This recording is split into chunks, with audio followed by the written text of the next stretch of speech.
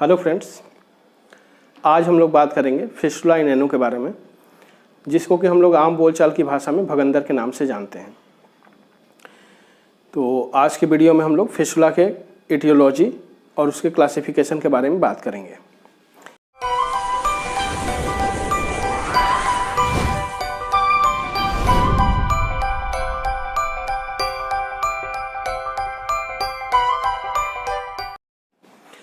अगर आप लोगों ने हमारा चैनल अभी तक सब्सक्राइब नहीं किया है तो प्लीज़ इसे सब्सक्राइब कीजिए और बेल आइकन को प्रेस कीजिए, जिससे कि आने वाले वीडियो का नोटिफिकेशन आपको सही समय पे मिल सके। तो हम लोग स्टार्ट करते हैं आज का अपना टॉपिक, फिस्टुला इन एनो, भगंदर। फिस्टुला इन एनो की सबसे पहली बात करते हैं हम लोग एटियोलॉजी की। तो एटियोलॉजी में जो फिस्टुला इन एनो जिसको कि पिछली वीडियो में हम पहले ही बता चुके हैं, डिस्कस कर चुके हैं कि होता क्या है। एनस के चारों तरफ पेरिएनल एरिया में 4 सेंटीमीटर का जो एरिया होता है, उसमें अगर कोई फोड़िया, फुंसी या कोई एब्सेस होता है तो वो जनरली फिस्टुला इन एनो होता है।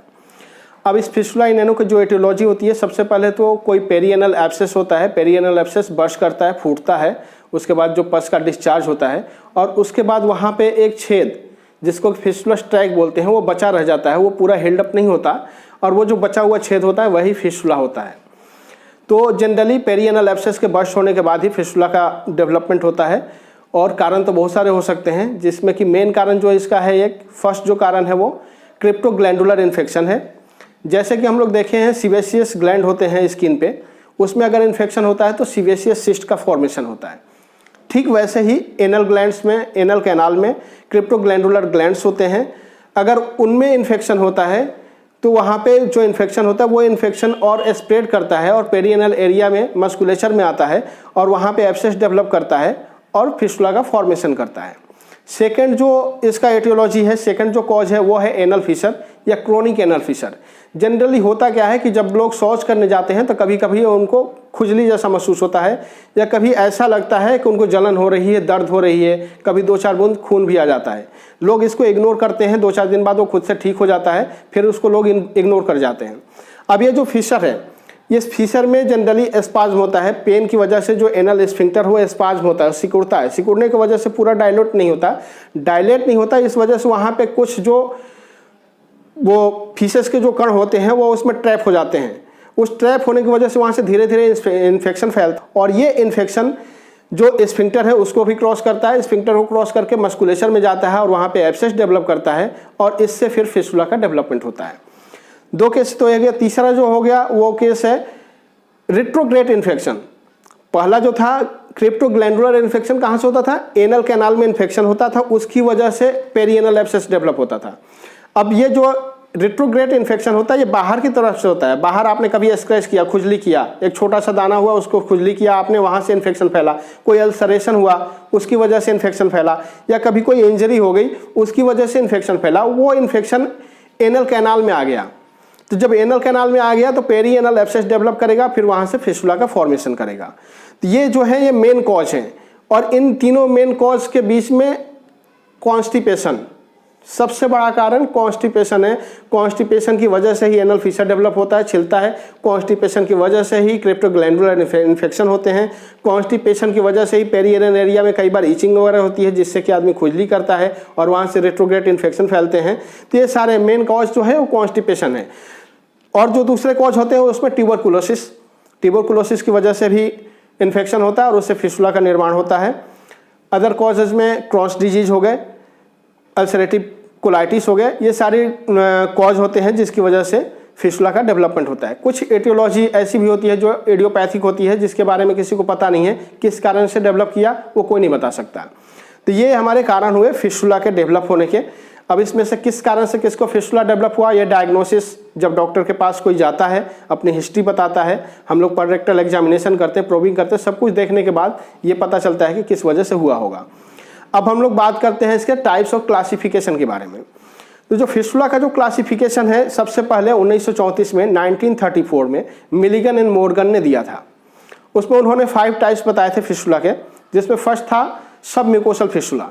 सबम्यूकोसल फिस्टुला में क्या होता था, जनरली होता क्या है, ये पेरिएनल एरिया है, ये एनस का पार्ट है, इसमें 2 स्फिंक्टर होते हैं। आपको साइड में जो फिगर है उसमें आपको दिख रहा होगा, इसमें 2 स्फिंक्टर होते हैं, इंटरनल स्फिंक्टर और उसको असिस्ट करता है एक्सटर्नल स्फिंक्टर। तो ये जो दोनों स्फिंक्टर हैं उसके नीचे ये जो बाहर का एरिया है जो स्किन का पार्टिसिपेशन है, इसको हम लोग क्यूटेनियस पार्ट बोलते हैं। तो सब क्यूटेनियस का मतलब होता है क्यूटेनियस के नीचे, मतलब स्किन के नीचे। तो स्किन के नीचे एक फिशुलस ट्रैक डेवलप होता है और वो एनल कैनाल में जाता है, और एनल कैनाल में मिड एनल कैनाल के ठीक पहले डेंटेट लाइन, एनल कैनाल में एक डेंटेट लाइन होता है जो कि फिगर में आप लोगों को दिख रहा होगा, उस डेंटेट लाइन के पहले ही ओपन हो जाता है। तो ये होता है सब क्यूटेनियस फिशुला। जनरली ये रेयर होता है, छोटा होता है और रेयर होता है। सेकंड हुआ इंटर स्फिंक्ट्रिक फिशुला। इंटर स्फिंक्ट्रिक जैसा कि इस टर्म से ही पता चलता है, इंटर स्फिंक्ट्रिक दो स्फिंक्टर के बीच में, एक्सटर्नल और इंटरनल स्फिंक्टर के बीच में फिशुला ट्रैक रन करता है और अंदर जाकर के डेंटेट लाइन पे खुलता है। हो सकता है फिशुला ट्रैक बहुत ज़्यादा ऊपर भी जाए और ऊपर से वापस आकर के वो जो ओपनिंग जो होती है इसकी इंटरनल ओपनिंग, वो आकर के जैसा कि फिगर में दिख रहा होगा आप लोगों को, वो आकर के डेंटेट लाइन पे खुलेगा। तो ये होगा इंटर स्फिंक्ट्रिक फिशुला। नेक्स्ट है ट्रांस स्फिंक्ट्रिक फिशुला। ट्रांस का मतलब क्रॉस कर जाना। जनरली पेरिएनल एब्सेस का जो एक्सटर्नल ओपनिंग होती है वो 4 सेंटीमीटर के एरिया में जो एक्सटर्नल ओपनिंग होगी वो मस्कुलेचर पे ओपनिंग होगी, वो मस्कुलेचर के अंदर जाएगा और एक्सटर्नल और इंटरनल दोनों स्फिंक्टर हैं इनको क्रॉस करेगा और क्रॉस करने के बाद में एनल कैनाल में जाकर के कहीं पे खुलेगा। तो ये ट्रांस स्फिंक्ट्रिक हुआ। नेक्स्ट है सुप्रा स्फिंक्ट्रिक फिशुला। अब सुप्रा स्फिंक्ट्रिक फिशुला में क्या होता है कि जो एक्सटर्नल और इंटरनल स्फिंक्टर होते हैं दोनों, फिगर में आप फिर भी देखिए तो जो दोनों स्फिंक्टर हैं इन दोनों से इनका कोई इन्वॉल्वमेंट, कोई कनेक्शन नहीं होता है। ये मस्कुलेचर में डेवलप होगा, ऊपर रन करेगा, जिसमें कि ये एक्सटर्नल और इंटरनल फिशुला के पास जाएगा ही नहीं और इन दोनों के ऊपर क्रॉसर के ऊपर जाएगा और ऊपर जाकर के अंदर जाकर के एनल कैनाल में या रेक्टम में जाकर के कहीं भी ये खुलेगा। तो ये हो गया सुप्रा स्फिंक्ट्रिक फिशुला। अब आते हैं next and last, extra sphincteric fistula. Extra जिससे कि पता चलता है, एक्स्ट्रा का मतलब स्फिंक्टर से कोई इनका रिलेशन ही नहीं है, ऊपर नीचे कोई रिलेशन इनका नहीं है। तो ये एक्स्ट्रा स्फिंक्ट्रिक फिशुला होता है। इसमें जो होता है एक्सटर्नल ओपनिंग पेरिएनल एरिया के मस्कुलेचर पे कहीं होगा, अंदर अंदर रन करेगा। ये जो स्पेसेस है सर्जिकल स्पेसेस जिनको बटक एरिया में पेरिएनल एरिया का सर्जिकल स्पेस बोलते हैं उसमें रन करेगा। ऊपर जाकर के एनल कैनाल में कहीं या रेक्टम में जाकर के कहीं ये ओपन होगा। ये 5 क्लासिफिकेशन मिलियन मॉर्गन ने दिया था और इसके साथ साथ जेसी गोलीघर ने इस क्लासिफिकेशन में थोड़ा बहुत चेंज करके एक दूसरा क्लासिफिकेशन दिया जिसको कि जितने भी सर्जन है वो एक्सेप्ट करते हैं और हम लोग क्लिनिकली उसी का यूज करते हैं। जनरली जो हम लोग बात करते हैं फिशुला के बारे में, लो एनल फिशुला है, हाई एनल फिशुला है, एनोरेक्टल फिशुला है, यही बात करते हैं। इंटर स्फिंक्ट्रिक, ट्रांस स्फिंक्ट्रिक, सुप्रा स्फिंक्ट्रिक, ये सारी लिटरेचर्स हैं, मेडिकल लिटरेचर में ज़्यादा पाए जाते हैं और ये मेडिकल कॉलेजों में पढ़ते समय इसका ज़्यादा यूज होता है। जो क्लिनिकल यूज है उसमें हम लोग low anal fistula, high anal fistula, यही क्लासिफिकेशन जिसको कि जेसी गोलीघर ने दिया था उसका यूज करते हैं। तो उसके बारे में हम लोग जान लेते हैं। उसमें होता क्या है कि उसमें भी उन्होंने 5 बताया था। एक होता है सबक्यूटेनियस या इंट्राडर्मल। सबक्यूटेनियस का मतलब वो इंट्राडर्मल फिशुला वही हो गया जो पहले वाले क्लासिफिकेशन में था। सबक्यूटेनियस का मतलब यही है कि क्यूटेनियस के नीचे, स्किन के जस्ट नीचे फिशुला डेवलप होगा और इसका ट्रैक रन करेगा, ऊपर जाएगा और डेंटेट लाइन के पहले कहीं जाकर के अंदर खुल जाएगा। दूसरा हुआ लो एनल फिशुला। अब लो एनल फिशुला का मतलब यह है कि मस्कुलेचर में कहीं डेवलप होगा फिशुला। फिशुला डेवलप होने के बाद जो इसका एक्सटर्नल ओपनिंग होगा तो बाहर दिखेगा, इंटरनल ओपनिंग ये रन करेगा, फिशुला ट्रैक ऊपर रन करेगा और एनल कैनाल का जो डेंटेट लाइन है, जहाँ पे आप लोगों को फिगर में दिख रहा होगा, जो एनल कैनाल का डेंटेट लाइन है उस डेंटेट लाइन पे या डेंटेट लाइन के पहले खुलेगा। ठीक है, तो डेंटेट लाइन के पहले खुलेगा तो ये लो एनल फिशुला हो गया। अगर यही फिशुला ट्रैक डेंटेट लाइन के ऊपर जाकर के खुलेगा और जो एनोरेक्टल रिंग है उसके पहले, तो डेंटेट लाइन और एनोरेक्टल रिंग के बीच में अगर कहीं जाकर के ओपन होता है तो इसको हम लोग नाम देंगे हाई एनल फिशुला। नेक्स्ट जो है वो पेल्विरेक्टल या एनोरेक्टल फिशुला है। जब एक्सटर्नल ओपनिंग पेरिएनल एरिया में कहीं भी हो और इसका इंटरनल ओपनिंग फिशुला ट्रैक रन करेगा ऊपर, इंटरनल ओपनिंग जाकर के एनोरेक्टल रिंग के ऊपर या एनोरेक्टल रिंग पे या एनोरेक्टल रिंग के ऊपर रेक्टम में जाकर के कहीं खुलेगा तो उसको हम लोग नाम देंगे एनोरेक्टल फिशुला। इसी को हम लोग पेल्विरेक्टल फिशुला के नाम से भी जानते हैं। नेक्स्ट और लास्ट है सब म्यूकोसल फिशुला। अब सब म्यूकोसल फिशुला वही है जो पहले वाले क्लासिफिकेशन में था।